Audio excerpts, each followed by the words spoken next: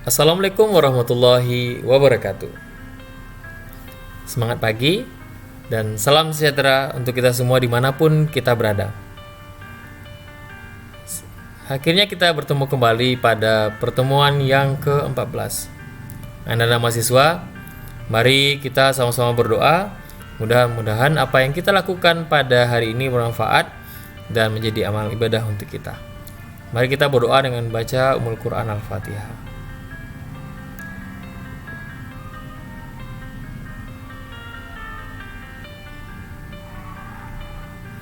Amin ya rabbal alamin.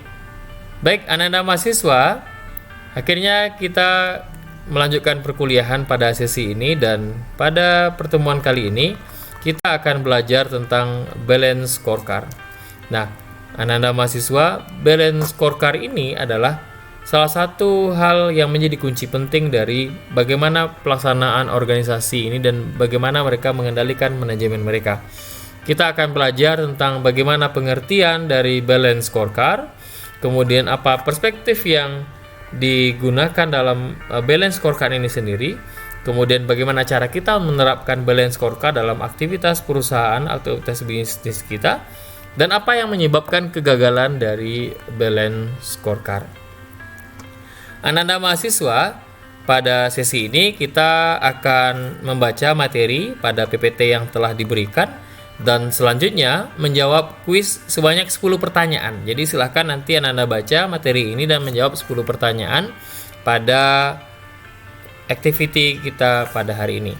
Sebelumnya, Bapak akan menjelaskan kepada Anda mahasiswa materi kita yang berkaitan dengan pengukuran balance scorecard ini, sehingga Anda semuanya punya paradigma yang utuh bagaimana kita memahami apa sih balance scorecard itu.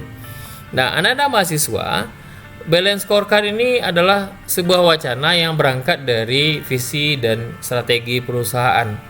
Nah, visi dan strategi perusahaan tersebut tidak lepas dari adanya keinginan untuk mencapai finansial atau profit.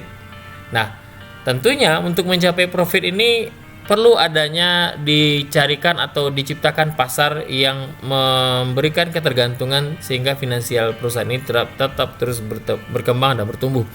Nah, dari sisi customer ini, customer atau konsumen yang telah mereka miliki akan tetap terus ada ketika mereka tetap terus bertumbuh dan belajar dan berkembang sehingga terus menciptakan loyalitas kepada konsumen. Nah, tentunya untuk mencapai learning dan growth dari perusahaan ini tidak lepas dari adanya internal business process. Jadi bagaimana caranya mereka untuk memberikan kepuasan kepada seluruh shareholder, bagaimana karyawan merasa puas dengan pekerjaan mereka, bagaimana pimpinan perusahaan pun puas dengan perusahaan tersebut, dan seluruh stakeholder yang ada atau shareholder yang ada mendapatkan kepuasan sehingga mereka punya keinginan yang besar untuk belajar dan terus untuk mencari keuntungan pada perusahaan. Nah, pada sisi ini kita akan melihat pertanyaan-pertanyaan kunci yang menjadi indikator apa yang ingin mereka capai pada sisi finansial, pada sisi customer, dan pada sisi internal business process. Dan tentu ujung-ujungnya semua hal ini adalah berawal dari keinginan untuk tetap terus belajar dan bertumbuh. Nah, anak-anak mahasiswa, pada sesi ini kita akan bisa melihat bagaimana cara untuk pendekatan yang dipakai. Seperti contohnya pada sisi finansial. Nah, sisi finansial ini adalah tidak lepas dari bagaimana market atau penjualan atau bagaimana si marketing ini menjualkan atau memasarkan produknya. Nah, tentunya dengan adanya penjualan yang meningkat ini akan berhubungan dengan peningkatan terhadap laba. Nah, tentunya peningkatan terhadap penjualan tidak lepas dari adanya peningkatan terhadap pasar ini. Jadi kalau seandainya pasar semakin berkembang, tentunya akan meningkatkan kepada konsumen. Nah, tentunya peningkatan terhadap aspek pasar ini tidak lepas dari adanya kualitas dari training dan kemudian bagaimana mereka menciptakan produk-produk yang handal untuk menciptakan loyalitas kepada konsumen. Nah, seperti contoh misalnya bagaimana employee skill, jadi bagaimana karyawan ini akan meningkatkan skill mereka. Ini tidak lepas dari adanya kualitas tawaran produknya, kemudian bagaimana mereka mengerjakan, yang nantinya juga akan berhubungan dengan customer loyalty. Nah, tentunya pada tahap akhir barulah nanti kita bisa menggunakan apa yang menjadi faktor keberhasilan dari perusahaan ini tetap terus berkembang. Apakah kepuasan pelanggan kah? Apakah inovasi dan pembelajaran? Apakah pada proses bisnis internal? Dan apakah ukuran kinerja keuangan ini? Nah, tentunya pada sesi ini kita akan membaca dan akan memahami beberapa variabel seperti yang bisa kita lihat pada PPT kali ini.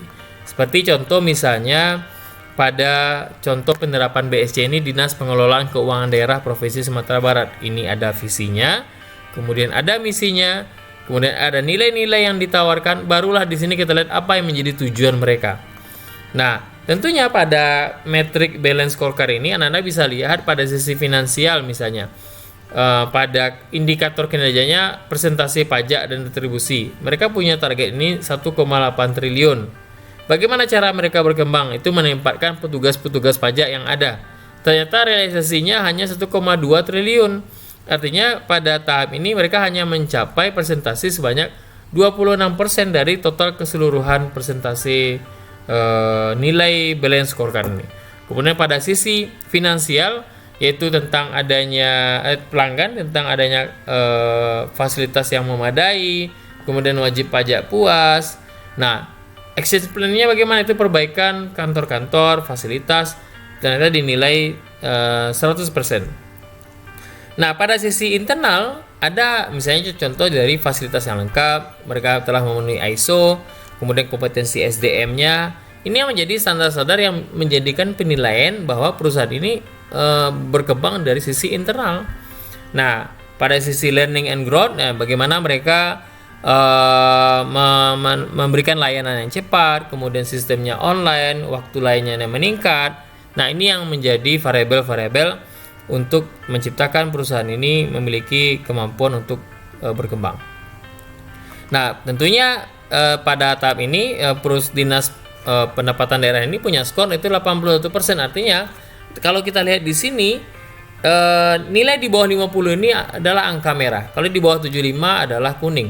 Nah, pada sisi dinas provinsi ini nilainya hijau dan kemudian dikatakan layak dan kemudian bisa mereka terus berkembang. Nah, tentunya mereka punya action plan. Kira-kira apa? Triwulan pertama ini apa actionnya? Triwulan kedua ini apa yang mereka bisa lakukan? Sampai triwulan terakhir. Nah, barulah rekomendasi. Seperti misalnya perlu meningkatkan komitmen dan peran pimpinan dalam meningkatkan pendapatan asli daerah di Sumatera Barat.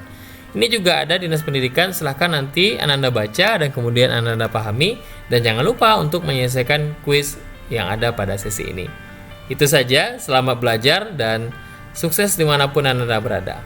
Assalamualaikum warahmatullahi wabarakatuh.